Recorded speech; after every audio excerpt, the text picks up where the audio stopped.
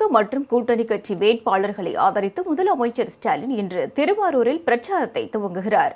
தமிழக சட்டமன்ற பொதுத் தேர்தல் வரும் ஏப்ரல் 23ஆம் தேதி நடக்கிறது.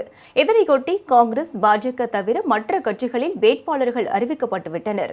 இந்நிலையில் திமுக தலைமையிலான மதசார்பற்ற கூட்டணி சார்பில் சட்டமன்ற தேர்தலில் போட்டியிடும் திமுக வேட்பாளர்கள் மற்றும் கூட்டணி கட்சி வேட்பாளர்களை ஆதரித்து திமுக தலைவர் முதலமைச்சர் ஸ்டாலின் இன்று முதல் ஏப்ரல் 2ஆம் தேதி வரை பிரச்சாரத்தில் ஈடுபடுகிறார். திருவாரூரில் இன்று பிரச்சாரத்தை தொடங்கும் ஸ்டாலின் மாலை 5 மணியளவில் திருத்துறைப்பூண்டி, திருவாரூர், நன்னிலம், மன்னார்குடி, நாகை, வேதாரண்யம், கீழ்வேலூர் தொகுதியில் போட்டியிடும் திமுக மற்றும் கூட்டணி கட்சி வேட்பாளர்களை ஆதரித்து திருவாரூர் தெற்கு ரத வீதியில் நடைபெறும் பொதுக்கூட்டத்தில் பேசுகிறார். இதனைத் தொடர்ந்து நாளை காலை 9 மணிக்கு திருச்சி மேற்கு, திருச்சி கிழக்கு, திருவெரும்பூர், லால்குடி, மண்ணச்சநல்லூர், ஸ்ரீரங்கம், மணப்பாறை, முசிறி, துறையூர் ஆகிய தொகுதிகளில் போட்டியிடும் திமுக மற்றும் கூட்டணி கட்சி வேட்பாளர்களை ஆதரித்து திருச்சி உழவர் சந்தையில் நடைபெறும் பொதுக்கூட்டத்தில் முதலமைச்சர் ஸ்டாலின் பேசுகிறார்.